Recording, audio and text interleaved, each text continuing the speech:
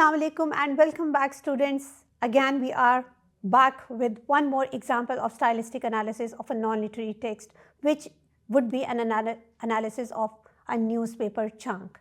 I have selected one news from a Dawn newspaper whose reference will be provided to you through the text.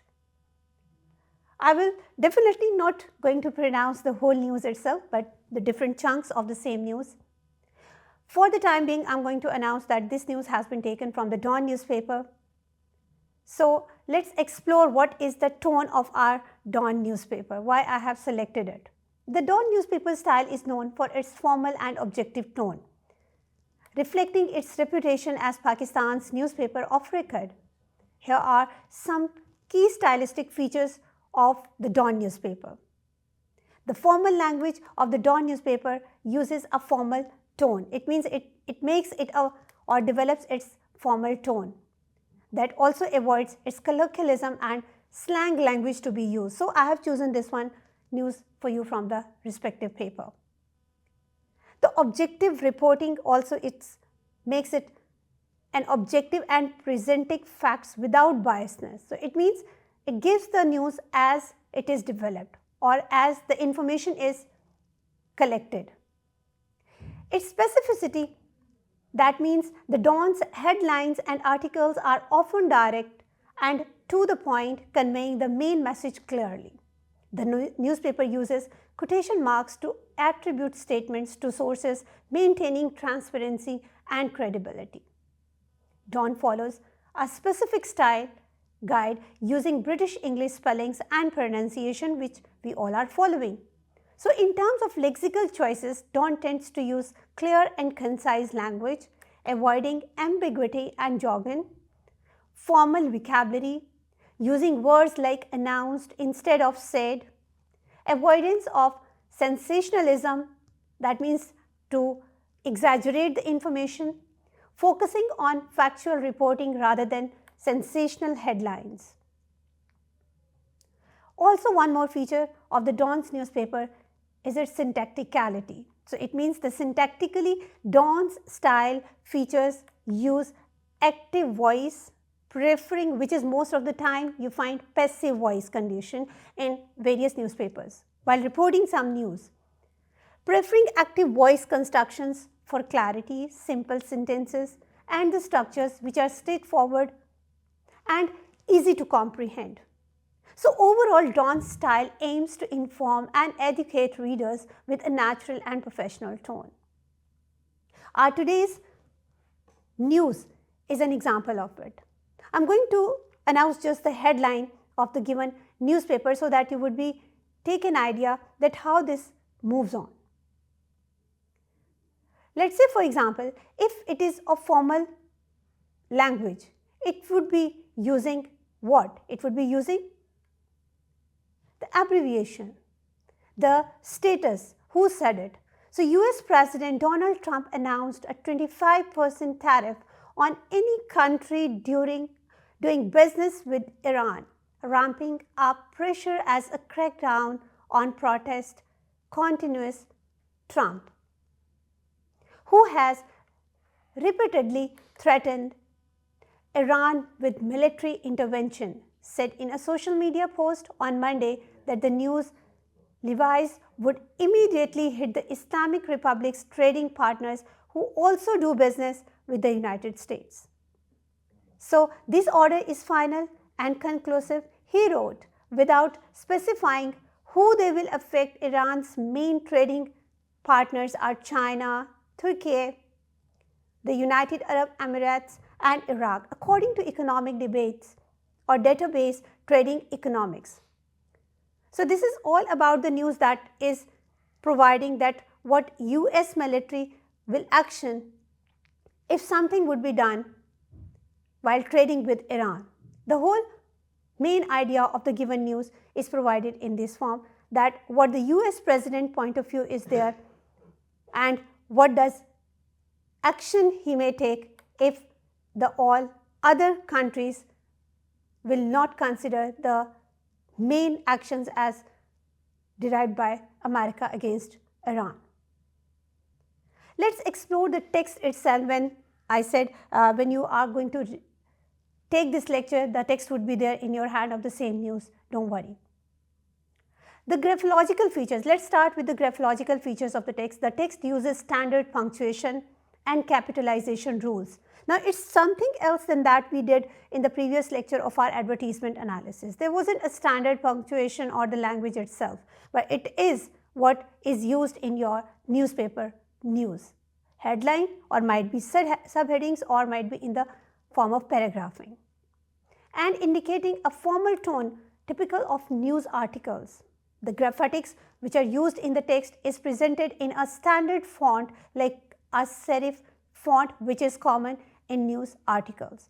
The syntactic level tells us that the text features complex sentence structures with multiple clauses and embedded phrases. Now, let me tell you one thing over here, reflecting formal, definitely news writing style.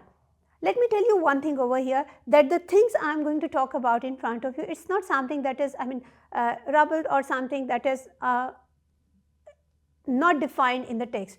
You must have a text in your hand and explore one by one all the complex sentences, the phrases, the multiple clauses, or the embedded phrases, as I said, from the given news. This is your work to be done onto the text when it would be there in front of you.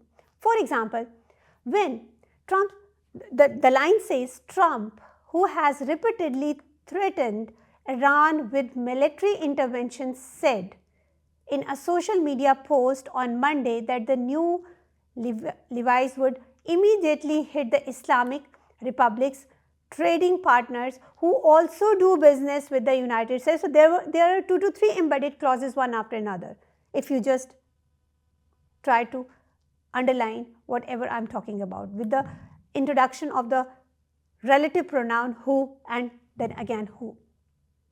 The semantic use of colloquial language or the denotations directly refer to connotations. So, it means the semantic level takes you towards your connotative use of language, because the denotations, the colloquial language, all the words which are connected with one another, they all are the form of our language, which is our local product language. It means it's not something that is not understood, or something that is abrupt, something that is unknown. It's all that the readers would be able to understand what has been said in the given news.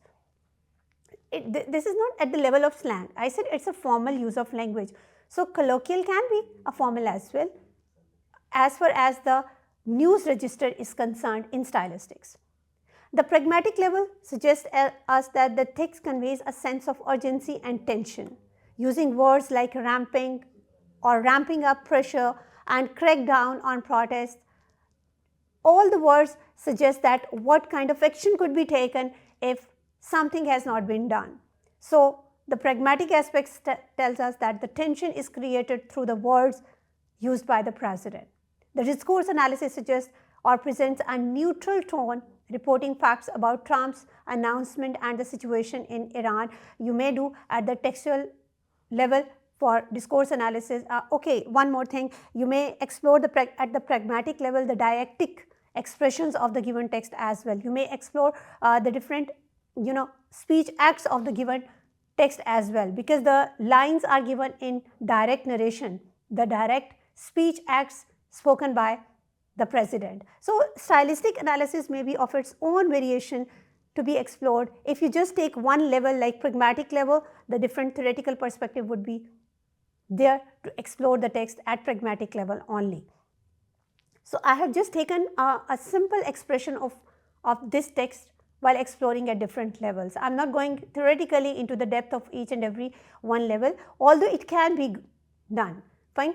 Okay, the text presents, as I said, a neutral tone at discourse level. It's a formal, definitely. There is no informal or simple local language or slang language is used in the given text. However, phrases like defied a near total internet blackout and lethal force certainly convey the severity of the situation in Iran. Some key points from the text are: US President Donald Trump announced a 25% tariff on countries doing business with Iran.